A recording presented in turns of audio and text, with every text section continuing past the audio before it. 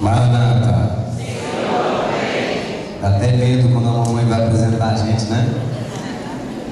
De repente ela usa alguns termos como cuticute, alguma coisa do tipo, né? Um medão, rapaz. Maranata. Quem for de Deus, diga amém.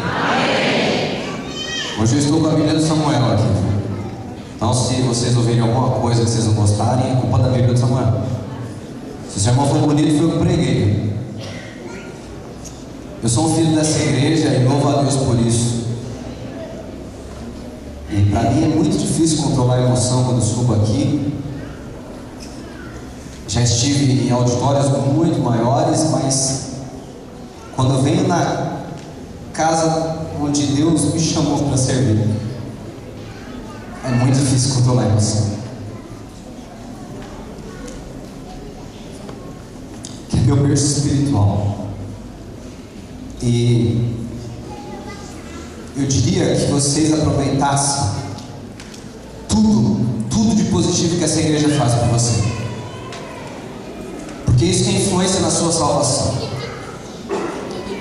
E neste momento eu convido você, do jeito que você está, a curvar a sua fronte para falar com Deus. Querido Deus e eterno Pai, a tua palavra há de ser aberta. E rogamos ao som do teu Espírito Santo, Deus, para que todos nós possamos sair daqui cheios do teu Santo e bom Espírito. Perdoa, Senhor, nossos pecados e usa-nos, ó Deus, em nome de Jesus. Amém. O centro das Sagradas Escrituras chama-se Jesus Cristo. Não há assunto mais importante nas Sagradas Escrituras do que Cristo. Cristo é tudo para mim e para você. Eu não sei se você compreende isso, mas é assim.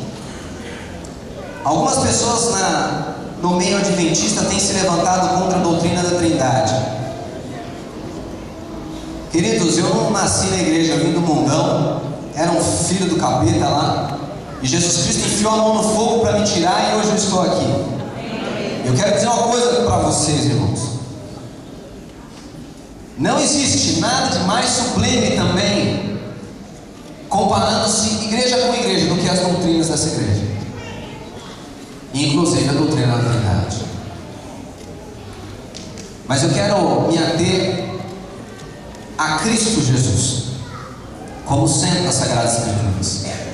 O livro do profeta Isaías, capítulo 9, versículo 6, falando sobre Jesus Cristo, diz que um menino nos nasceu, um filho se nos deu, e o governo, o principado está sobre os seus ombros, e o seu nome será Maravilhoso, Conselheiro, Deus Forte, Pai da Eternidade, Príncipe da Paz. As Sagradas Escrituras continuam dizendo, por meio de Mateus, capítulo 1, versículo 23, quando Jesus Cristo nasceu, o anjo disse que o nome dele seria Emanuel, que quer dizer, Deus veio aqui habitar conosco. Em João capítulo 1, versículo 1 a 3, está escrito que no princípio era o verbo, e o verbo estava com Deus, e o verbo era? Ele estava no princípio com Deus, e todas as coisas foram feitas por Ele, e sem Ele nada do que foi feito se fez. Esse texto está dizendo que Jesus Cristo não é criado, porque o texto diz que tudo que foi criado foi feito por Ele, e se Ele foi criado, teria que se fazer a si mesmo. Isso é incoerente.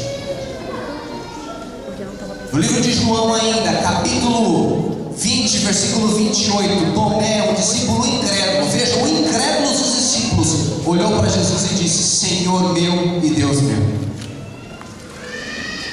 Abra sua Bíblia no livro de Romanos, capítulo 9, versículo 5.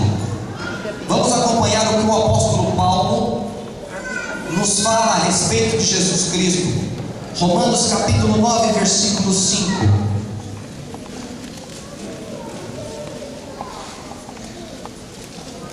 Epístola de Paulo aos Romanos, capítulo 9, verso 5.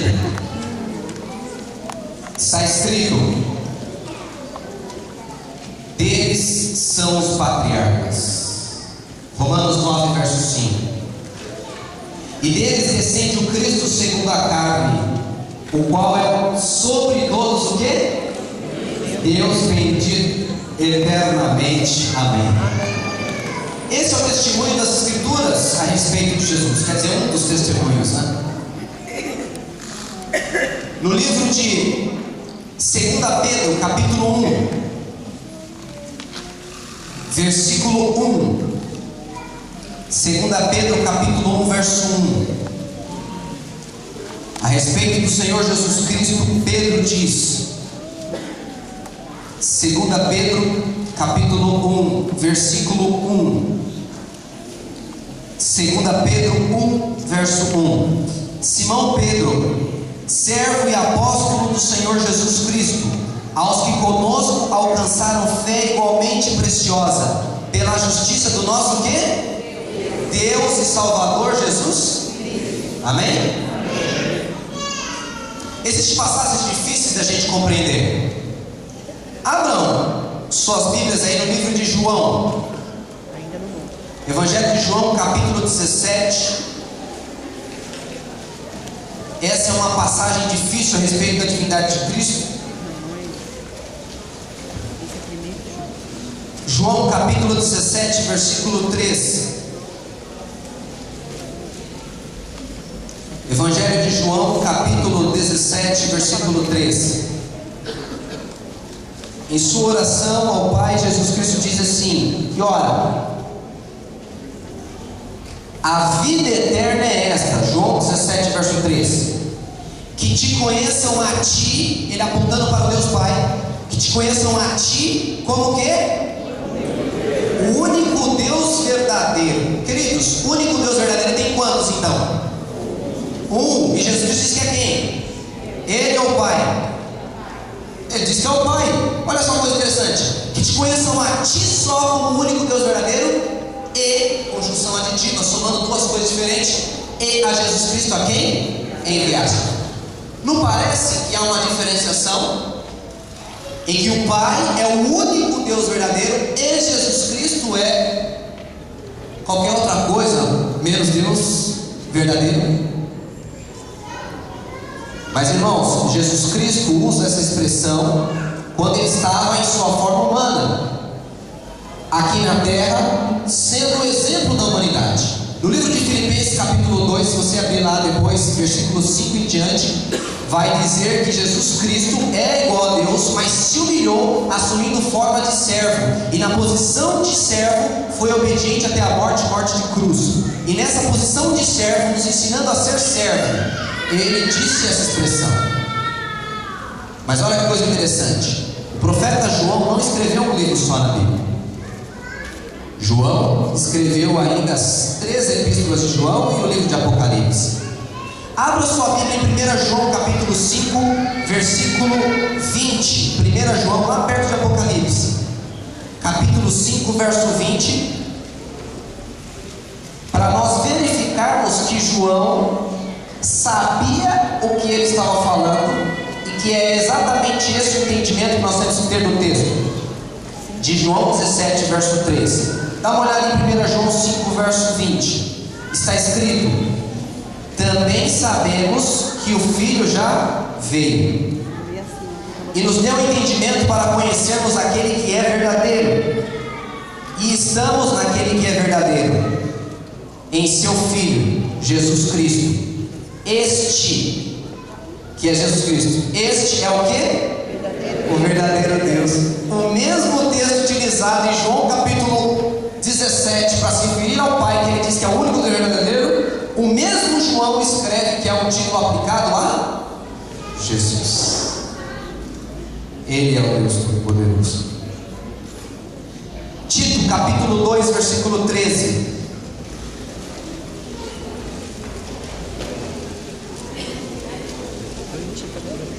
Tito capítulo 2, verso 13.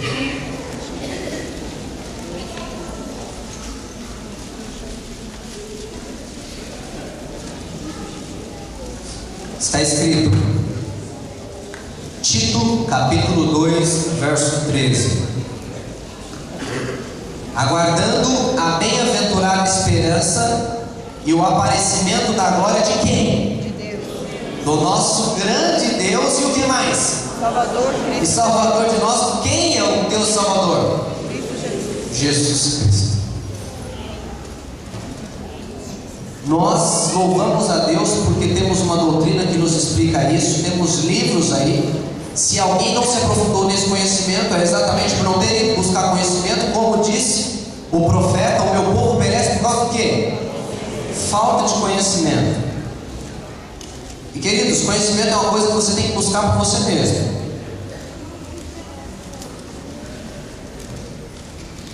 Mas há pessoas que não teve esse conhecimento, há pessoas que não se aprofundaram, e por isso que ela não tem esse conhecimento. Mas Lúcifer, ele habitou um dia no céu. E dos anjos de Deus, não existia anjo que viveu mais próximo de Jesus. E eu faço uma pergunta para vocês: Lúcifer conhece ou não conhece Jesus? Sim ou não? Ele sabe quem ele é? Sim ou não? A Bíblia diz que os demônios sabem que Deus é um e tremem. Por que ele treme? Porque eles olham e vê que parece que é um e que está em todos os lugares e que é todo poderoso e invencível. Por isso que eles tremem.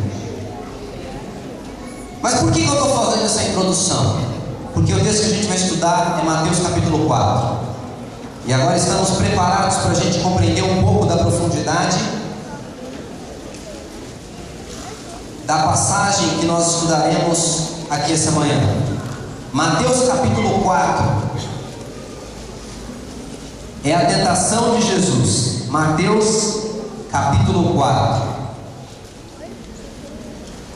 A Bíblia diz o seguinte: então Jesus foi levado pelo Espírito ao deserto para ser tentado pelo diabo.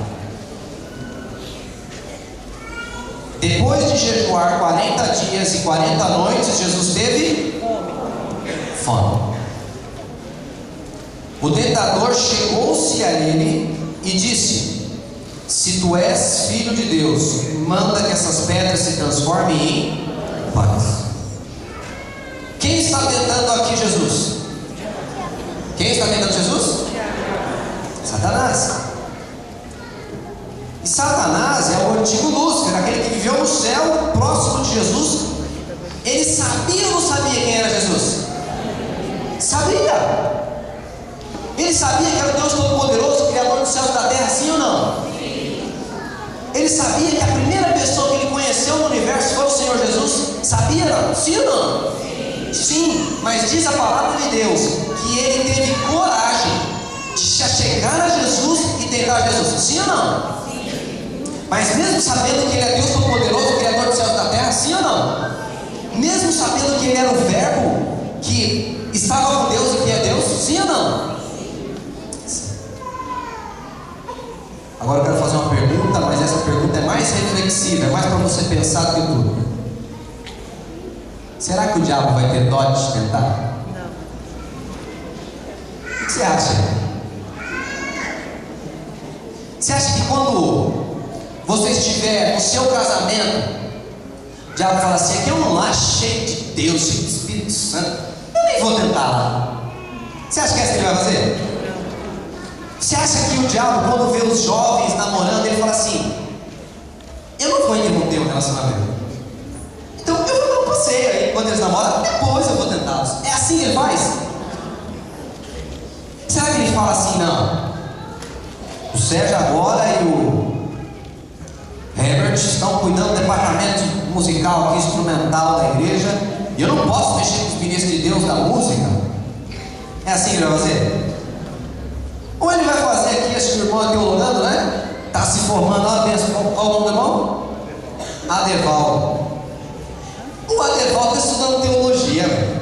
Você é homem de Deus, vai ser pastor. Eu vou deixar para te tentar depois. É assim que ele vai fazer?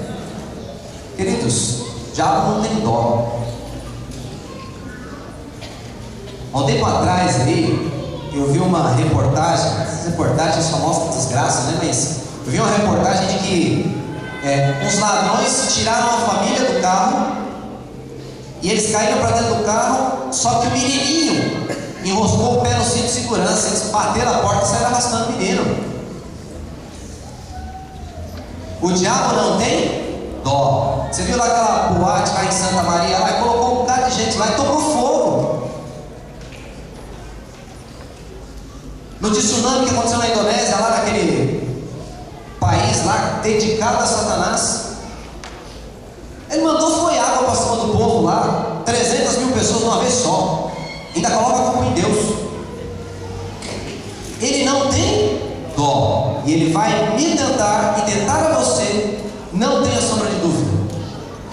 E diz a Bíblia que ele se chegou a tentar Jesus, e isso fazia parte do grande conflito. Essa é a maior luta de todos os tempos. E agora estava o grande campeão da verdade, o Senhor Jesus Cristo, e do outro lado estava Satanás, o campeão da mentira. Agora eu vou te fazer uma outra pergunta aqui. Eu gosto bastante de interagir. Se você fosse o diabo, você ia usar contra Jesus Cristo uma tentaçãozinha ou uma tentaçãozona? Como é que é? Se você vai ler. Diminutivo ou aumentativo? Está muito fraquinho, deixa ele dormir, né? Diminutivo ou aumentativo? Aumentativo. Vocês iam usar a melhor tentação que vocês têm ou a pior? A melhor. A melhor, irmãos. É Jesus. Se eu passo a espada nele aqui agora, que acabou o assunto. E a primeira coisa que o diabo chegou para ele foi: se tu és filho de Deus, transforma essas pedras em apetite. Primeira coisa que o diabo chegou para tentar Jesus foi apetite. Sabe por quê? O livro Conselho sobre Regime Alimentar, na página 405, está escrito o seguinte: eu vou dizer o texto que vocês repetem. O comer e beber impróprios resultam no pensar e agir impróprios. O comer e beber impróprios resultam no pensar e agir impróprios. Queridos, se você tem um automóvel que funciona a gasolina, você vai colocar álcool ou diesel no combustível? Sim ou não? Não, porque ele é movido a gasolina. Deus criou uma comida para o seu povo. E eu vou dizer uma coisa para você. Eu estou no campo missionário lá, e a melhor coisa, irmãos, para pregar no seu evangelho é a mensagem de saúde. Sabe por quê? Ninguém quer saber mais de Bíblia, irmão. Você vai querer abrir a Bíblia lá, cada um tem sua igreja, sua denominação, já fala que é adventista, é aceito, coisa do tipo. Mas quando você fala de saúde, o povo precisa se inclinar. Precisa ou não precisa?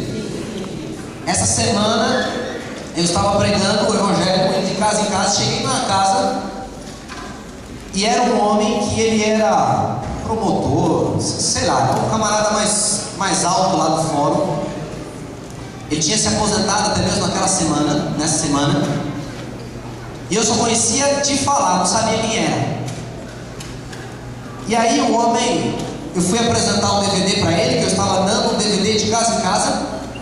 E aí eu fui dar um DVD lá do Luiz Gonçalves para ele. E esse homem foi meio bruto comigo. Ah, dá licença, rapaz, eu já estudei Bíblia, já estudei Bhagavad-gita, já estudei, rapaz, um monte de livros. E um homem, um intelectual de ponta, não queria saber nada de Bíblia nem nada. E eu conversei com ele e falei: mas querido, deixa eu conversar com você. Peraí, um momentinho só. Eu sei que você estudou isso. Isso é verdade que você estudou isso. Mas tudo que você sabe aí, tudo que você sabe, vamos transformar em porcentagem. Será que você sabe 50% de tudo que há no mundo?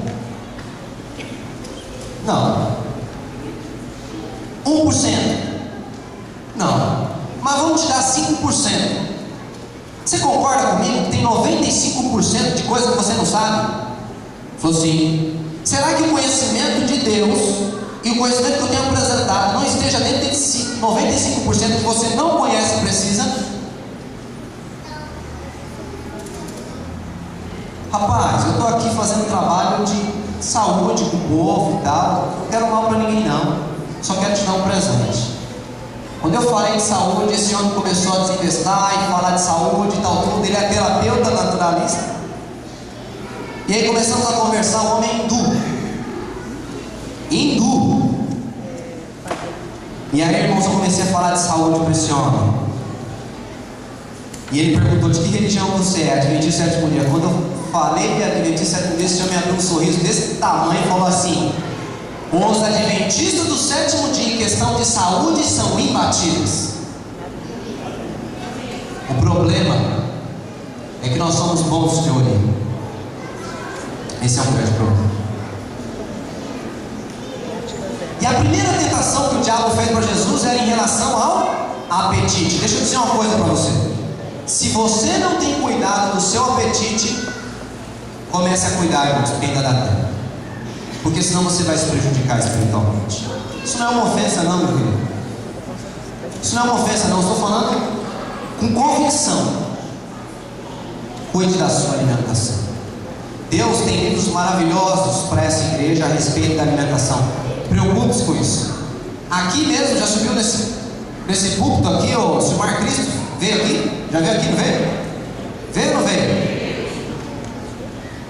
Uma das maiores autoridades mundiais da igreja no assunto veio aqui falar convosco. É porque Deus sabe que eu e você precisamos, por isso que Ele trouxe esses homens para falar aqui. Preocupe-se com a sua mesa, porque aquilo que você come tem influência determinante no seu caráter. Se você olhar a história, de Daniel, você vai perceber que esses meninos foram provados no capítulo 3, Daniel e seus amigos. No capítulo 1 você vê a alimentação desses meninos, acabaram tendo uma mente tão clara que ficaram 10 vezes mais sábios que os outros jovens da Babilônia. E é o que Deus quer fazer com a sua vida. E aconteceu então que esses meninos no capítulo 3 foi erguido uma grande estátua e convidado esses meninos para adorar. E quem ficou de pé, irmãos? Quem ficou de pé? Os jovens que tinham alimentação diferencial. Mas só tinha israelita lá, só tinha eles. Queridos, foram levados centenas de pessoas, milhares de pessoas foram levadas lá para a Babilônia. E onde é que eles estavam? Com a cara no chão. Porque comer o bebê impróprio resulta no pensar e agir impróprios. Esses meninos agora já não tinham o equilíbrio para que eles pudessem tomar a decisão positiva. E quando foi convidado a se prostrar, aconteceu que eles se inclinaram. E olha que coisa interessante: Nabucodonosor era o rei, poder político, que se uniu à idolatria, né? Adoração é idolatria, ou seja, era poder político e religioso juntos. E em breve eu e você, como Adventista do sétimo dia, vamos ter que enfrentar Estados Unidos e o papado unidos, convidando o povo de Deus a se prostrar. Mas quem é que vai ficar em pé, irmãos? Eclesiastes, capítulo 1, versículo 9, diz que a história se repete. Então a primeira coisa que eu digo para vocês, irmão, preste atenção com aquilo que você come. Na segunda tentação, na primeira tentação, Jesus Cristo respondeu: nem só de pão viverá o homem, mas de toda a palavra que sai da boca de Deus. Queridos, busque estudar a Bíblia, espírito de profecia, e viva aquilo que está escrito. Versículo 5: então o diabo levou a cidade santa e o colocou sobre o pináculo do templo.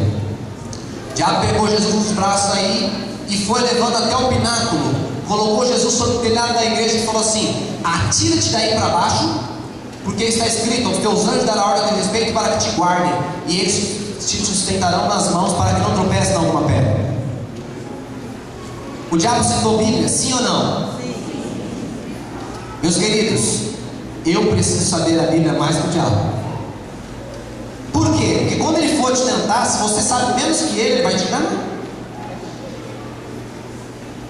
Ele omitiu parte do texto ao falar com Jesus, que te guarda em seus caminhos. Ele omitiu. E ele vai utilizar a palavra de Deus contra a igreja de Deus. Por isso eu digo para você: voltemos a ser o povo da Bíblia. Porque hoje, irmão, a coisa está feia. Não sei se a gente pode ainda carregar esse tiro. Quando o diabo convidou Jesus Cristo a se lançar, ele estava convidando Jesus Cristo a ser presunçoso. O que é presunção? Presunção parece com fé, mas não é fé. É mais ou menos assim: um jovem casalzinho estão seguindo aí no seu relacionamento, mas ainda não são casados. Eles devem buscar os lugares mais claros ou os mais escuros? Mas eles buscam sempre qual? Os mais escuros. E aí o que acontece? A gente chega lá no lugar mais escuro, com muita gente ou pouca gente? Pouca gente, quase ninguém, de preferência ninguém. E aí tá nesse caminho aí, o que acontece? A gente começa a estudar a Bíblia, espírito de profecia, e começa a falar do evangelismo, da pregação que a gente tem que fazer, da restauração do evangelho. Mas aí, irmãos, a gente passa ali meia hora falando nisso, as coisas cansam. E aí, o que vai acontecendo? Daqui a pouquinho a gente começa a namorar, né? E aí a gente pega na mão, né? E aí a gente senta mais próximo. E aí a gente dá um beijinho na bochecha. E aí, né, irmãos? Sabe como é que é, né? Queridos, o tipo de relacionamento que muitos têm tido hoje é um convite ao diabo para acabar com a vida deles. É um convite ao diabo para acabar. E, queridos, uma relação sexual malfadada, um namoro, essa bombadela, se ser utilizado, pode influenciar a sua vida para todo sempre. Mas eu quero dizer uma coisa para você: você é o único responsável, porque você convidou Satanás. E você acha que o diabo vai aproveitar dessa oportunidade, sim ou não? Sim. E ele vai aproveitar dessa oportunidade para enfraquecer a tua fé. Presunção é você se colocar no meio do perigo achando que Deus vai te guardar. Deus não vai te guardar se você não fez por onde. Deus convida a mim e a você não ser presunçoso. Presunçoso é aquele que usa o cartão de crédito, faz aquele monte de dívida e fala: ai Deus, estou com um problema e vem pedir aqui oração na quarta-feira. O devorador me pegou mesmo. E o nome dele está na fatura. Nós temos que tomar cuidado com a presunção, que a presunção derruba muitas pessoas. Quantos que não eram uma bênção aí na igreja, depois que fizeram teologia, ou então vieram aqui na frente, tomaram um cargo, começam a se tornar petulante? Querido, cuidado com a presunção. Foi a presunção que derrubou o diabo, por isso que ele quer que você seja presunçoso. Você tem que desconfiar de você a todo instante. A Bíblia diz que maldito é o homem que confia no homem. Se você confia em você mesmo, você está sob maldição. Nunca confie no seu poder, na sua força. Confie em Jesus. Amém. E tudo estará seguro. Amém. Acontece então que Jesus Cristo respondeu para ele. Versículo 7. Também está escrito: não tentarás o Senhor teu Deus. Deus vai guardar a mim e você, se eu e você estivermos andando no caminho dele.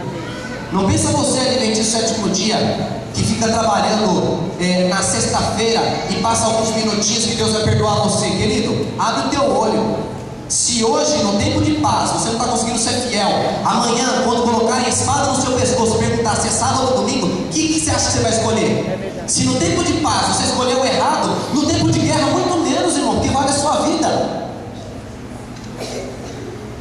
O diabo então pegou Jesus nos braços e levou Jesus para uma montanha, versículo 8, e diz o seguinte: levou o diabo novamente a um monte muito alto e mostrou-lhe os reinos do mundo, o seu resplendor. E lhe disse: tudo isso te darei se prostrado me adorares. Terceira tentação que o diabo usou: riqueza. Existe um capítulo do Espírito de Profecia que todo mundo tem obrigação de ler. É os 2 capítulos: as 2 coroas e os 2 caminhos. Precisa ler. Se não ler, está correndo risco. Nesses capítulos tem os textos maravilhosos. Tem uns que diz assim o texto: que nós estamos nos esforçando diariamente para nos colocarmos numa posição para a qual Deus diz que é quase impossível ser salvo. E não é isso? Nós estamos nos esforçando a cada dia para ganhar mais? Quem é que está se esforçando a cada dia para ganhar mais um saláriozinho? Só tem eu e meia dúzia. Bem, está aumentando. A gente quer o que, irmãos? O que a gente quer? Dinheiro. E quando a gente tem dinheiro, diz a Bíblia que você está numa posição que é mais fácil um camelo passar pelo fundo da agulha do que você ir para o céu. Mas riqueza espiritual, quantos estão procurando? Bem poucos. O diabo apresentou as riquezas, irmãos. O diabo representou, trazendo para os nossos dias, apresentou um carro moderno, irmão. Apresentou aquelas televisão grandona, sabe? Aquelas que deixam a gente cego. Apresentou aquelas roupas custosas, aquelas casas, piso novo, colocar mármore em casa. O diabo apresentou isso aí para Jesus, todas essas riquezas. E aí a nossa preocupação fica nisso. A gente faz dívida, a gente faz coisa, pouco se envolve na obra. Jesus Cristo quer que você tire os olhos da riqueza dessa terra e coloque os olhos no reino dos céus. Irmãos, graças a Deus, pela misericórdia de Deus, eu consegui me formar. Eu sou formado em letras. E eu passei no concurso público. E no período eu ganhava R$750. E quando eu passei no concurso público, eu ia trabalhar 3 horas a menos e ia ganhar o dobro do meu salário. Ah, que bênção, irmão. Né? O salário ia lá para 1.200 e pouco. E aí, irmãos, eu fiquei contente da vida. E já estava me imaginando no trabalho e as oncinhas caindo em casa. Já estava imaginando. Tudo contente, a gente passa as dificuldades para começar a montar a vida. Quando as coisas começam a dar certo, eu ia trabalhar andando, né? 15 minutinhos eu estava no trabalho. Já trabalhava naquela escola lá, como funcionário público, eu já conhecia o sistema. Gente, ia ser um negócio abençoado. Aí eu recebi um chamado, o irmão me liga e fala assim: ô, seu irmão Edinho? Eu falei: dizem que é. É o seguinte, aqui é o irmão Lima. Tudo bom, irmão Lima? Já me falaram do senhor. Olha, Edinho, nós estamos com um projeto aí, rapaz, de enviar um casal para cidades sem presença adventista para pregar o evangelho para eles. O que você acha, Edinho? Ô, irmão, eu já pensei nas oncinhas, irmão. Que dor no coração de ver as oncinhas fugir. Mas, irmão, quanto é que vai ser, irmão? Ele está preocupado lá com o fufo, irmão. Ele quer preocupado com o dinheiro. Riqueza. Essa é a nossa preocupação. Nem parece que servimos um Deus que sustentou 1 milhão de pessoas no deserto. A gente quer luz, quer conforto. Quer conforto. Comigo é conforto. E aconteceu então, irmãos, que quando ele falou o salário, ele falou assim: o salário é R$750.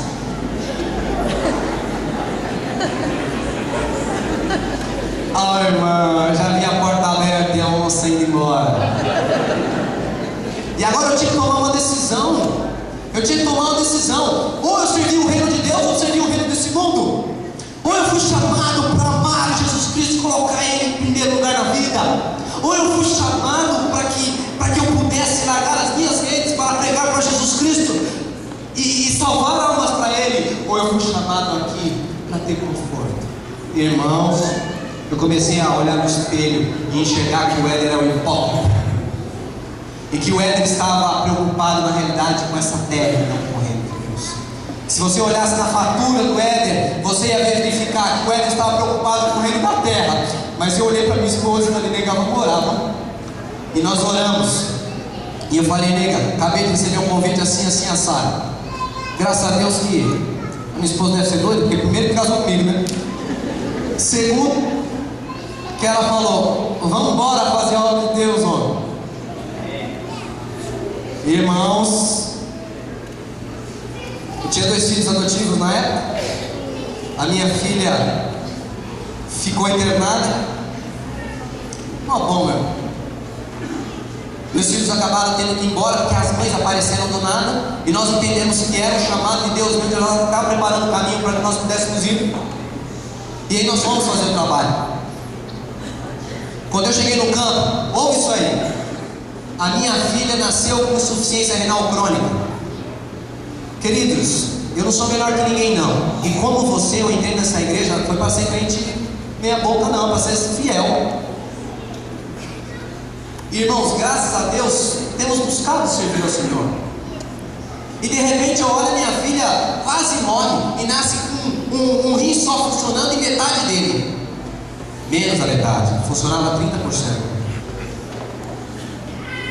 Crianças com o mesmo problema estavam fazendo aquele Aquela filtragem, nossa, é horrível. E a médica já falou desde o ventre, ela vai morrer.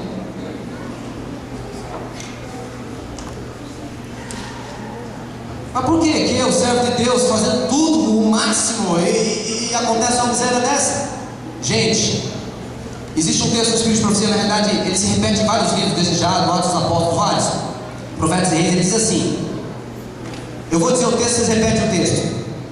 Nós guiaríamos a nossa vida exatamente como tem sido guiado. Se pudéssemos ver as coisas como Deus vê.